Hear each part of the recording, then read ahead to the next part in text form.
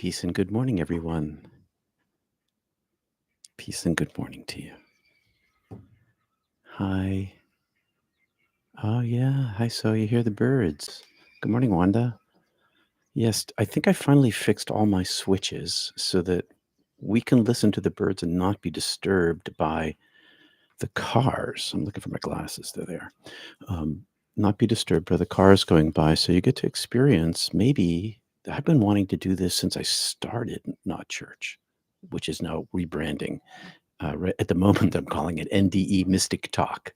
I'm experimenting with a lot of different names. But welcome this morning. I'm so glad you're here today to spend some time together. Today is titled Experience the Silver Cord for Yourself. So peace makes it hard to reach my heart with the mic there. Peace and namaste, everybody. Peace and namaste. Welcome to NDE Mystic Talk. I'm Peter Panagore, MDiv, a two-time near-death experiencer and 40-year Kriya yogi. Now, I've been practicing Kriya yogi. Oh my gosh, I've been practicing Kriya yoga since I came back from my first near-death experience, but I did it secretly, and I'm thankful to my community to help me understand that Kriya is actually what I am doing. And I want to thank certain people who you are who've helped me come to understand that. So thank you. And that's really what I have to teach. All this stuff we do on Sunday morning is of super interest. But the real teaching I want to have here is Kriya Yoga. So maybe you've heard about the famous, or maybe you've been aboard the famous silver cord.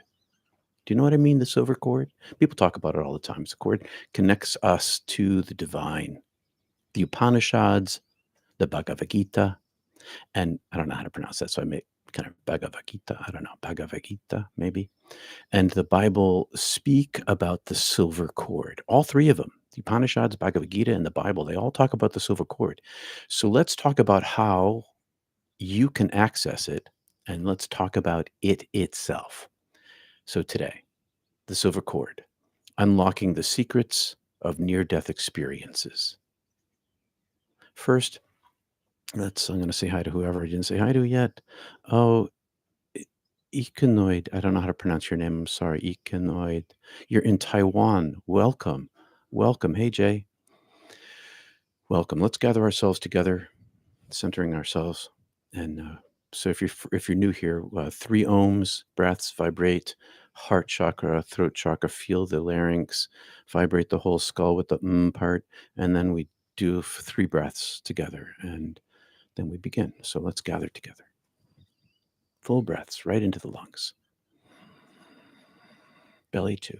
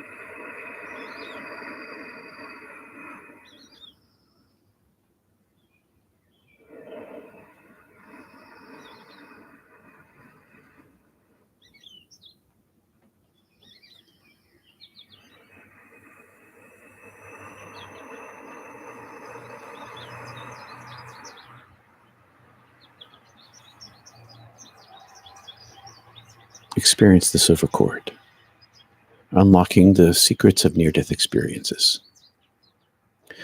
After my ICNDE, the New Age movement gave me a name for what I experienced as a child and a teen. They call it the silver cord. It feels more like a teleportation and information beam of intelligent light inside a fiber optic cable that opens in my heart and leads to paradise. In the Katha Upanishad, the silver cord, this is a quote, in the Katha Upanishad, the silver cord is the path of the soul, and the golden bowl is the vessel of the spirit. In the Bagavagita, the silver cord of the soul is never broken. Chapter 15, verse 5. In the Bible, in Ecclesiastes 12. For a human goes to their everlasting home, and the mourners go about in the street. Or ever the silver cord be loosed, or the golden bowl is broken, or the pitcher be broken at the fountain, capital F, or the wheel is broken at the cistern, capital C. And the dust returns to the earth as it was, and the spirit returns to God, the name, who gave it. Vanity of vanities, said Kolitha, all is vanity. The silver cord, the silver cord is the soul's path, which is never broken, but can be loosed. Mine was loosed. I'm going to get rid of that car. Mine let loose from my body the night I died on the ice. My body, a golden bowl, was broken by the extreme cold, so my silver cord was unplugged, and I, my light body self, was set free from the crudeness of my physical body, and so remained unbroken, unbreakable, unlike human form. My silver cord was my tunnel ride home. My silver cord was severed from my mortal body. I was the silver cord. I am the silver cord. And so are you. Before my first NDE as a child and just out of my teens, the same all-powerful, ever-loving angel orb of energy who collected me at my death carried me 4 times up the silver cord between this world and the void. The living one, the void, the living one. When I died, death's door opened to my silver cord. So likewise, my inner door opens to the silver cord. Likewise, my Kundalini experience opened my silver cord. My chakras are energized by my silver cord. Kriya yoga opens my chakras, connecting them to each other through breath practice. Kriya yoga is energy activation and movement. The energy is my silver cord. My subtle spine is my silver cord. My prana is my silver cord energy. My chi is my silver cord energy. And the way I explained the angel coming to take me in my first NDE is it rushed toward me and took me from my body, and we traveled back up the path it came, the severing from my body. But the cord itself remained in me, was me. The broken golden bowl is my mortal body. When I died, it was. And I, the lamp at the end of the cord, retracted, unbroken. Or the silver cord be loosed, or the golden bowl is broken, or the pitcher be broken at the fountain, or the wheel is broken at the cistern. My body was the broken golden bowl, pitcher, and wheel, unusable any longer. And the dust returns to the earth as it was, and the spirit returns to the name. Who gave it? Vanity of vanity, says Koleth. All is vanity. Vanity refers to our natural attachment to the false self. All other attachments, all other vanities arise from this. All is vanity. A way of saying terribly temporary, but alluringly necessary for human, individual, and species survival. Vanity or self-attachment has been good for our species survival. The egoic mind is essential for living, and it doesn't vanish when your inner door opens. You remain yourself because the silver cord is still attached to the mortal body until we die. So we sit in this balanced place between the egoic mind and the inner door, between heaven and earth. But our attachment changes. Our attachment becomes attached to the divine and non-attached to the false self. Non-attachment to the false self and the whole world gets bathed in the light of the silver cord. When one detaches or non-attaches to the false self, the whole world gets bathed in the light of the silver cord. It illuminates the interior and the exterior. Metaphors. These are all metaphors. Kriya Yoga is energy movement. We use breath and motion and focus, but those are tools. Kriya is the attachment to the divine and the end of attachment to false self. We're going to discuss the silver cord at Mystic Tea Salon today. It was suggested on our Tuesday Zoom group, and there's a person, Ken, who's going to talk a bit about it to begin with. And that's at the top of the hour, and it's live at our Zoom link, which is below. The silver cord is a conduit for energy with a capital E. The silver cord is a conduit. It is the connection between you and heaven, your soul and the divine, the world and the spiritual realm. We can hear the birds. We've heard the cars. This all happens in the world, not just in the silence of the studio self, the soundproof studio self. If I shut off the microphone, you wouldn't hear any of that. But this happens in the world, and we sit between the two. Your soul and the divine, the world and the spiritual realm with a capital R. Here's a hint.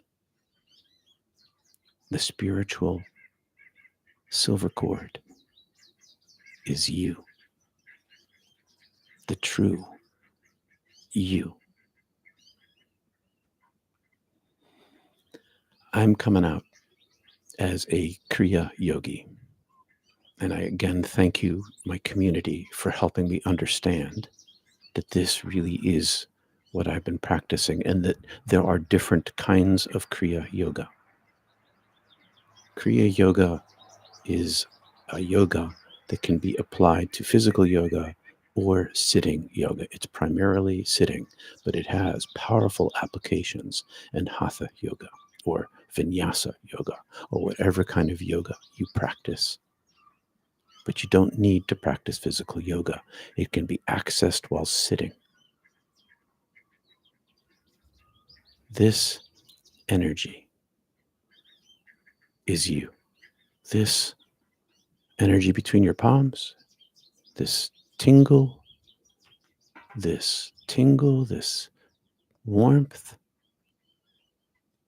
that's not something other than yourself. That is you. Thanks for being here with me this morning, and thanks for your support. Visit peterpanagore.love. I'm available through my website, peterpanagore.love. Peace and love, everybody. Now I'm going to take a look at what's going on over here. And hey, good morning from North Hollywood. Hi, Chris. Good morning, Liz. In our deep meditation, dying daily, we can ride the silver cord like surfing the music of the spheres, dwelling in the stillness, says Brother Ed. Amen to that. Buenos dias from Costa Rica. Hi, Candyman. Hola. Wanda, a striving after the wind. Vanity of vanities. It's a striving after the wind. The power of this is that it reorients one's perception of oneself in such a way that the temporality becomes visible. And then one doesn't see oneself as an incarnated mortal. One sees oneself as the original self and a way station on the way home again. This place and time, it becomes one tiny little experience on a much larger cosmic realm, eternal scale. It's phenomenally freeing and disturbing because it sets one outside the values of the world. So there's a downside to all of this.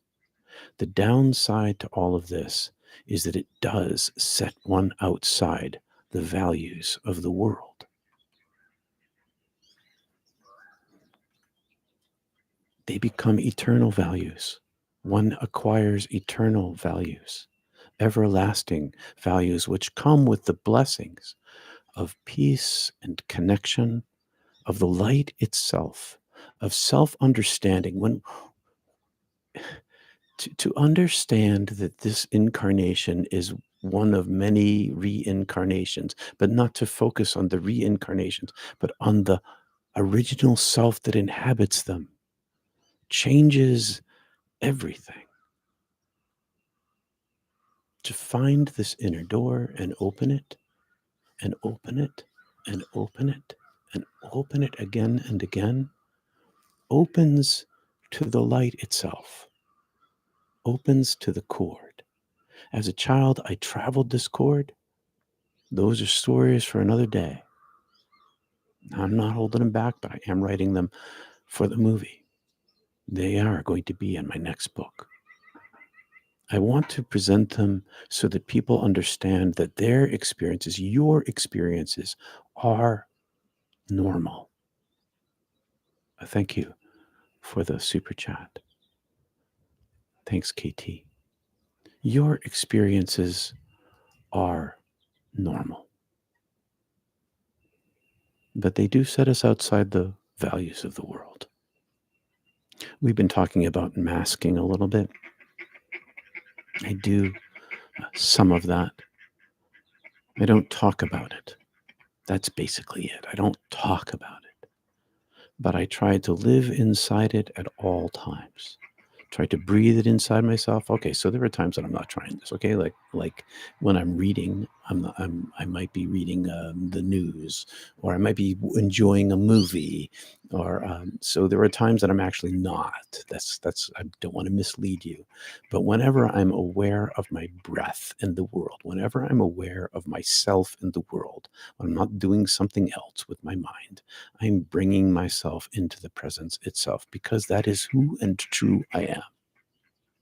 And you are too. Don't expect perfection of yourself, because you are already in your original self perfect. And your human self, and my human self, I got enough foibles to fill up a cup of, no, to fill up a barrel. Peter Watchhorn. Hi, Peter. Have a rare moment off from church, so I'm able to watch this profound as always. Thank you, Peter. Peter in Boston. Thank you, Peter, for watching. Thanks for saying hi, too. Good to see you here. Logan, you're welcome. Liz, you're welcome. Chris, you're over there in North Hollywood. I've been to West Hollywood, I think, or downtown Hollywood. That was a long time ago. Good morning. My favorite book in the Bible, Ecclesiastes, says Betty Lou. It's a great book, Ecclesiastes. It's a great book. I like Song of Solomon too, myself, but Ecclesiastes, and I like the beginning of Ezekiel. Anyway, I could go on, and then I'd be like, I like this and I like that. But Ecclesiastes is a great book. Thank you, Peter. Thank you for the super chat, Peter.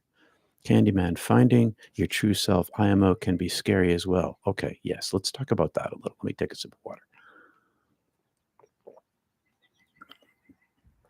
Peter, someone told me that if we don't know what we're doing with Kriya Yoga, it can be dangerous. What do you think? Well, lucky for you, I know what I'm doing.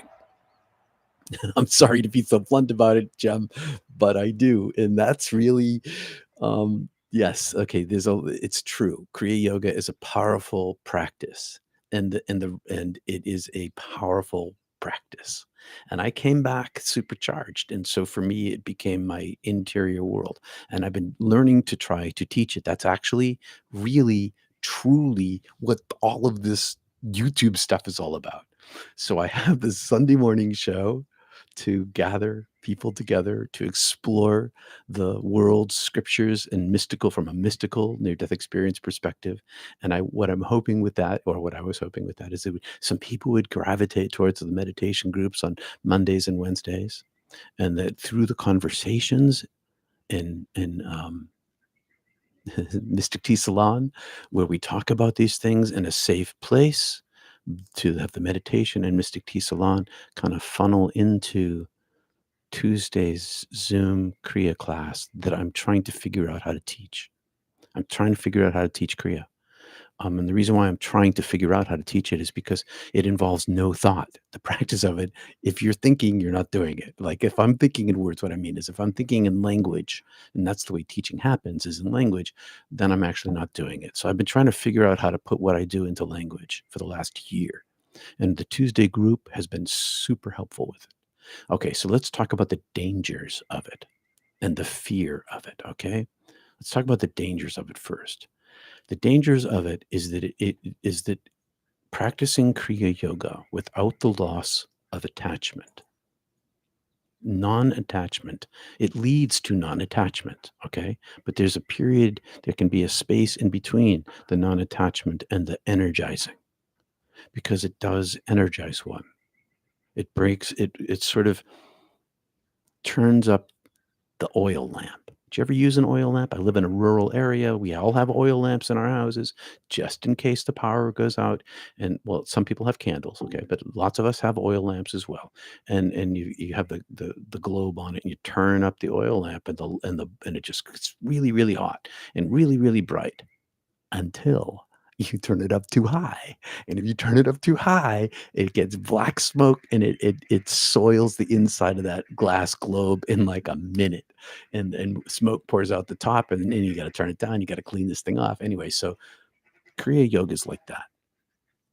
Kriya Yoga turns up the lamp, but the smoke that comes from it, you have to be careful, because the end of self, you'll notice if you've been paying if you've been here with me for 2 or 3 years, you've noticed that I started with a long introduction of the breath of the end of self, of the end of attachment to the false self, to create a space of non attachment, to help you understand that the false self is a projection of the mind necessary. We talked a little about that today, but it is not you.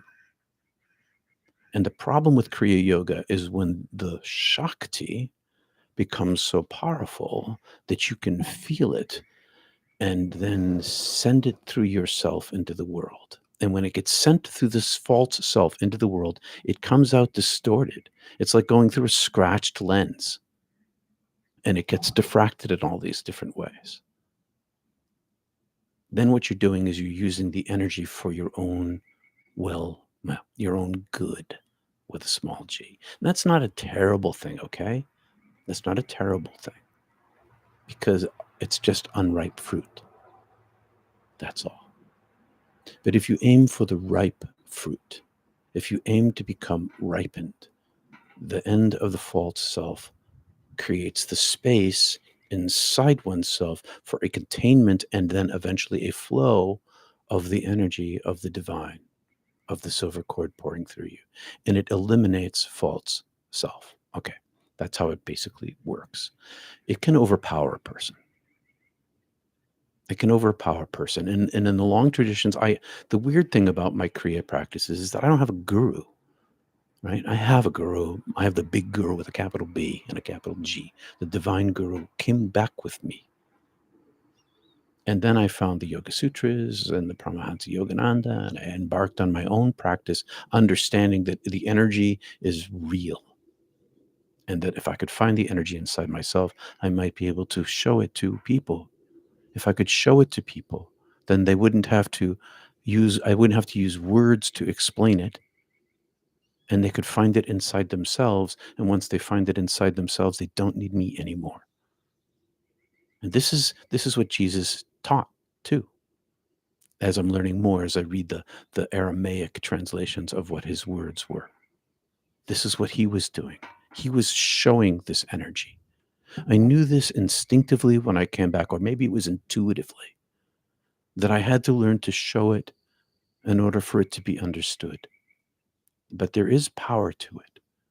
And when it's wielded for a person's own good, it comes out muddy into the world instead of a clear stream. And that mud kind of backfills in oneself. When the flow is just the divine from the silver cord, mixing all my metaphors, from the silver cord, the silver channel, when one has practiced and learned to understand how to step aside, because that's all this is. It's the practice of stepping aside. That's all it is. To step aside and let it flow into the world, then the destructive nature is eliminated. Now, the problem with fear of loss of self, I had that fear too. I know that sounds crazy because you see me as I am now, but not true. I wasn't always this way. Dying again, mystical experiences that definitely helped me accept this. I fought against it. I have a warrior. I have a warrior spirituality. I've been like a fighter kind of person. And I fought against myself. That's what I was fighting against, was the loss of myself, the loss of my false self, my loss of my attachment to my false self. Because I didn't want to lose me. And it turns out I didn't. When I finally let go, I'm still here. That's what I mean when I say, when you're in this balance place between the two and you step back, you weight your back foot into heaven and your front foot is just lightly touching earth, one has much more grounding. And you're still touching earth. I'm still me. That's why I don't mistake myself for the divine itself. I don't want to be on a pedestal. I want to be understood as a mortal human being with foibles and follies, because I'm temporarily in this body. The loss of attachment to false self turns out in my own life not to be the elimination of my egoic self. I'm still here. I just no longer see myself as I saw myself through the lens of fear. I see myself through a clear lens now. I understand why it's frightening, because the egoic mind only knows itself. Its basic construct is to function in the world in such a way as to survive. And if you take away its very essence through this practice, if the practice of taking away its very essence is the fearful thing for it, because it doesn't want to lose its grip, because if it loses its grip, it feels like it's going to vanish. It doesn't. Attachment to it vanishes. Belief that it is the only thing there is, that the world functions only inside my head, that I am only me in here. I'm not only me in here. I am light itself. And so are you. You've felt it. You felt this tingle, this warmth, this divine energy. You felt it in groups. Some call it the healing energy. Some call it the Holy Spirit. Some call it Shakti. It is the divine presence itself. I hope that helped. I'm checking the clock here. Did the silver cord detach in each of your NDEs? Yes, they did.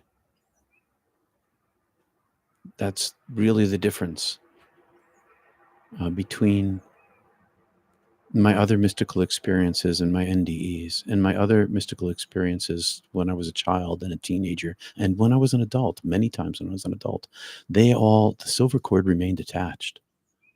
And I traveled up and I traveled right back. The first NDE, I had to choose a new chord. The second NDE, I hadn't gone far enough. It was still the same chord. It just was loosed from my body. And I was within a couple of feet of my body, so to speak, metaphorically speaking. But yeah, in my NDEs, I think that's the major difference. And that's my subjective experience. And I'd love to know what other NDEs say about that there was this severing of connection. I would love to know what other NDEs who've had other mystical experiences and traveled up and down that silver cord have to say about it in particular. Hi, Peter. Hi, Blue Gavin and Palmetto, Florida. Okay, yeah, Peter. Hi, Blue. Angel of Beth. I like the analogy of the oil lamp. I'd like to learn Kriya Yoga. Will you try to jump in the Tuesday group? Come to the Tuesday group. The link, if you sign up for Peter Panagore, if you sign up at my website, peterpanagore.love, for my email subscription, you'll get every Tuesday morning, you'll get a little note that says, don't forget, come to Kriya Yoga. It's Tuesdays, and the links are at my website, and the links will come by email. Having been initiated, trained, and ordained in multiple forms of yoga, bhakti, hatha, siva, I pray we may each and all know the wisdom it offers us. It means union. Yoga means union. That's what it means. And Kriya Yoga predates Hatha Yoga. Kriya Yoga predates, what is the other one I was thinking of? Bhakti Yoga. Bhakti is part of it, and you can bring Hatha into it. For sure, I do. But it's 3,000 years old. Then why does something that's 3,000 year old last? Because it has value. 3,000-year-old book, the Yoga Sutras, second section. That's where I learned to do what I learned enough. I learned enough from the language to learn so much more from the personal practice. And here's the thing that I discovered, that the energy itself became my guru. The energy itself, the awareness and the activation and the awareness and the action of the movement of the energy with a capital E became my teacher. It taught me. It teaches me. I'm not done learning. AJ Parr, spiritual journalist. Hey, from Colombia. Hola, from Colombia. Cool. I can relate with what you say, but I do not know how non-thinking was part of the Kriya yoga. Can you explain on that? Yes, I can.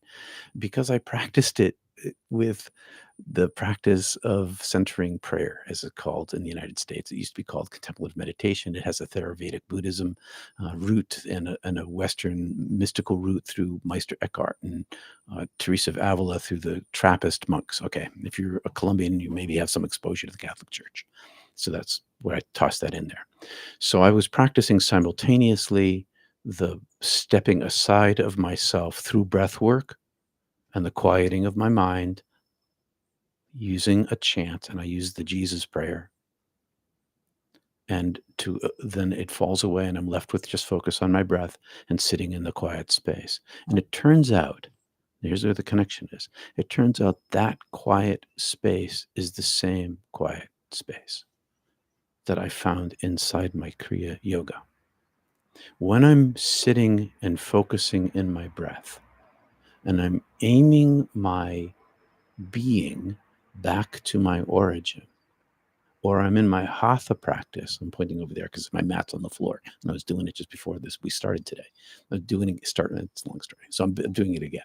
Um, I in the breath itself, when I look at the places of today, certain places of pain, which is just to say that in certain postures I can feel the muscles tense, and I work to relax them. When I focus on the muscles that are most tense, that's a form of pain, right?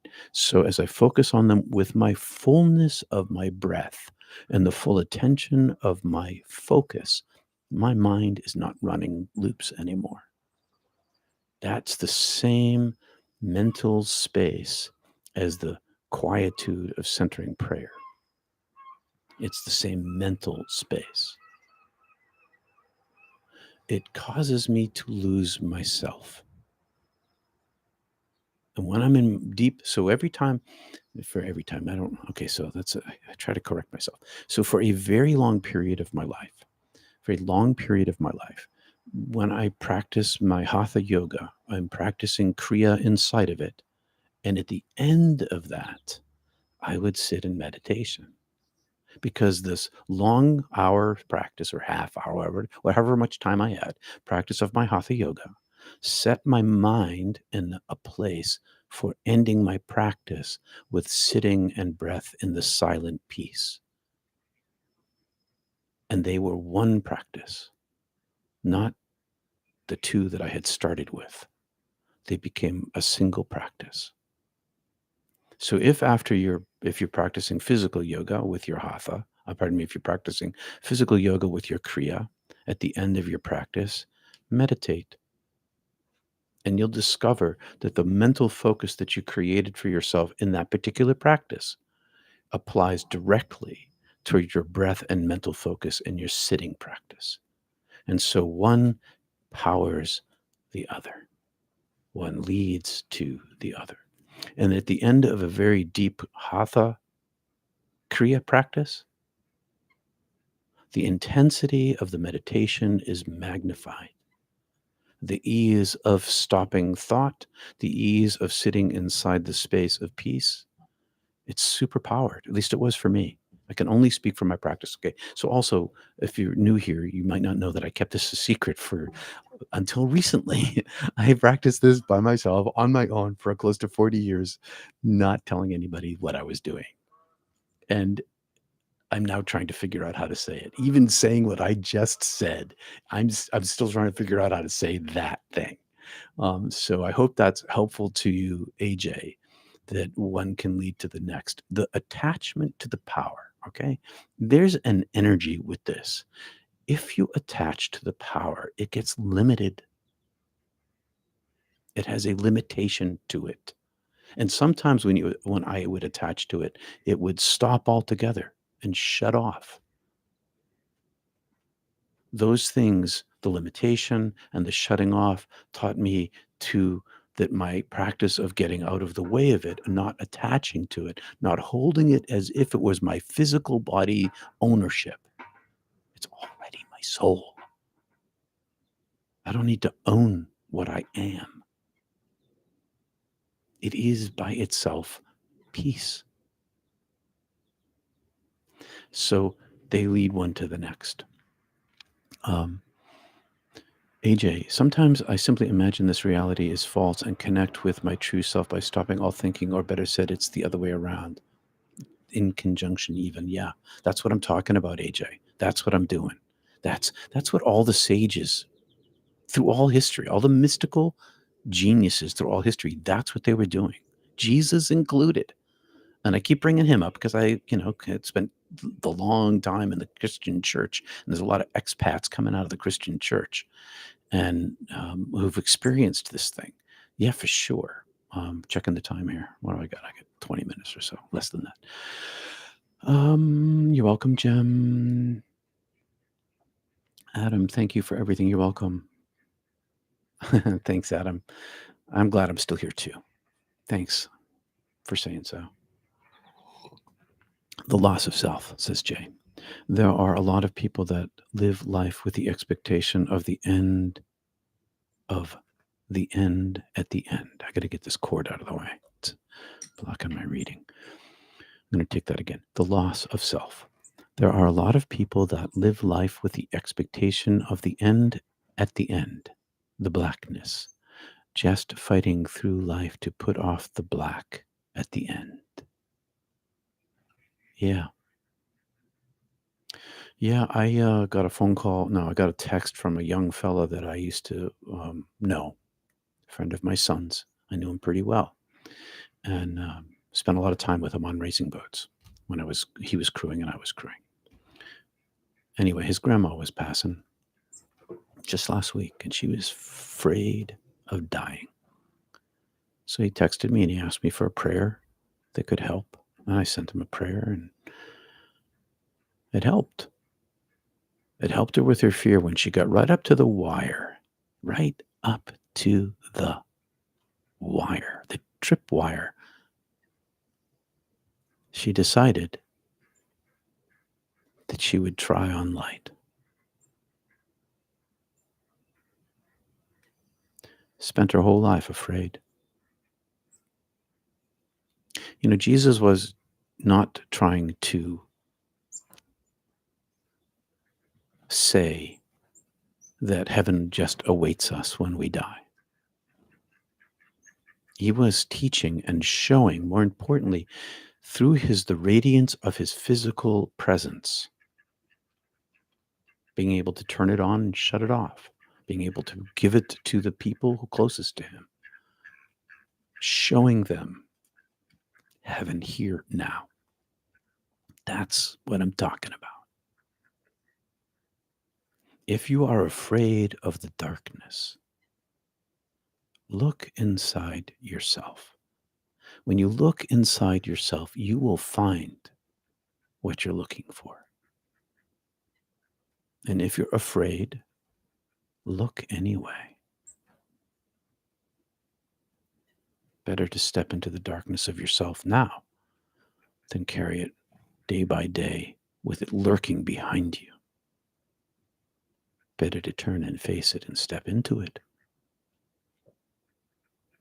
Why is that better? Well, for all the reasons I've just talked about for the last 45 minutes, but it's better because it brings acceptance, security, peace, trust, hope.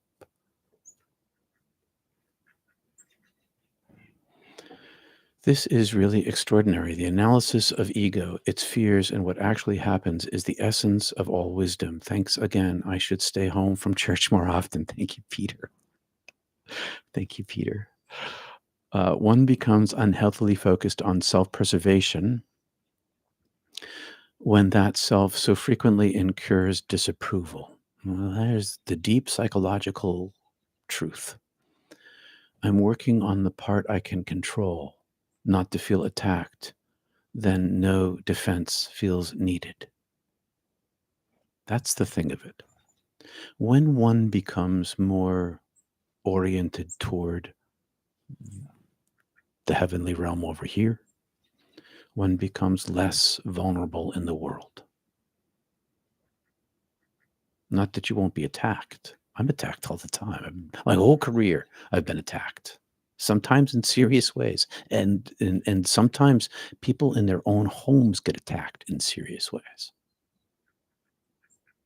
and that's a very difficult situation where the attackers are those who are closest to you, and the deeps, or your boss, or your friends, whoever the attackers are.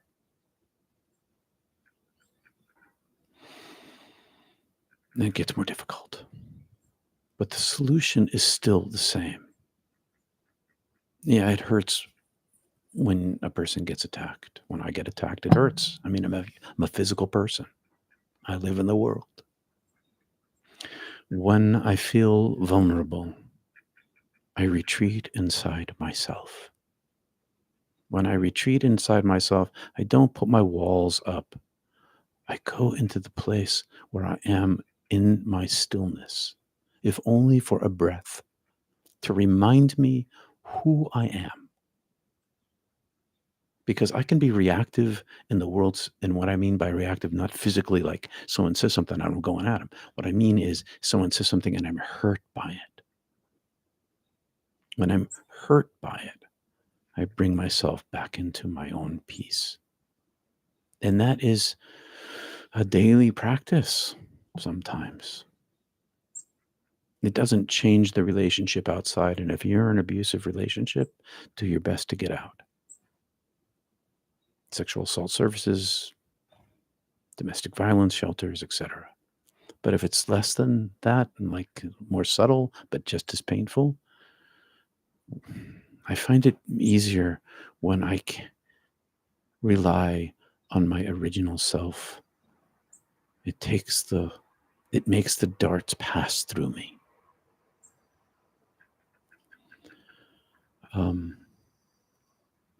Was there a fear factor in the silver cord detaching? There was like surprise. That's where like it was. It was like surprise. There was no fear because as soon as I was out of my body, I was inside the light itself, and in that place there was no fear. I'm trying to think if there was ever fear. Let me think about this.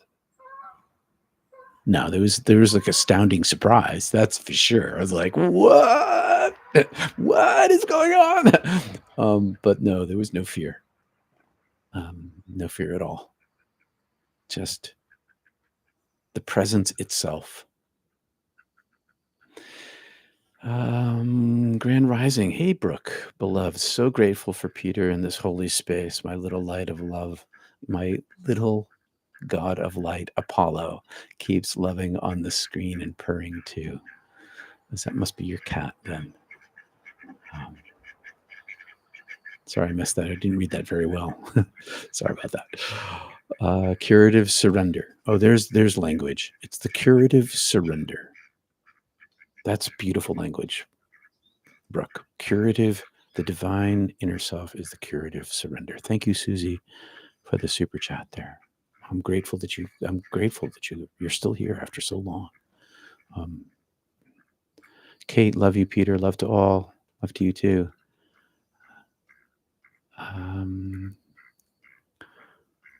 Having described my first NDE to my meditation master in India, I asked, "What do you think? Didn't Master Jesus tell us to die daily?" He said, "Devote self to this," was his answer. Yeah, die daily.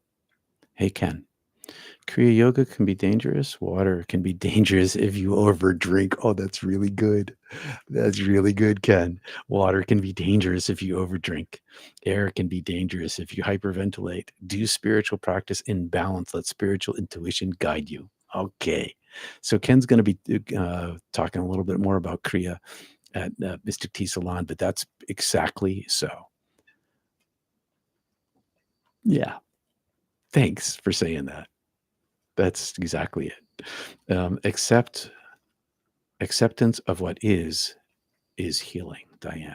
Acceptance of what is healing. I love this first line from a Galway Kinnell poem. Whatever is what I want. Love Kendall. Love to Kendall from Brooke. And a heart to Ken from Ellen. All right, my friends. Thanks for being here this morning. Thanks for liking it, subscribing, share it, talk to your friends. See you at the top of the hour. The link is below. Sign up for the weekly or many weekly emails to keep you up to date. You're welcome, Wanda. All right, everybody. Peace and love. Mary, love that idea. What idea, Mary? Okay, I was just going to say goodbye, but now I'm like, what idea, Mary? I'm skimming all the way back up to the top. Oh, hi, Arian. I didn't say hi to you or Diane or Michael, Kitya.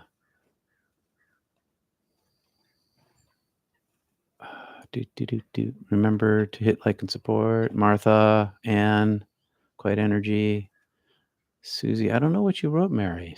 You had a good idea though, whatever it was. Maybe bring it up at Mystic Tea. All right, everybody. Peace and love to you all. You're welcome. Thanks for being here. Thanks for spending time with me.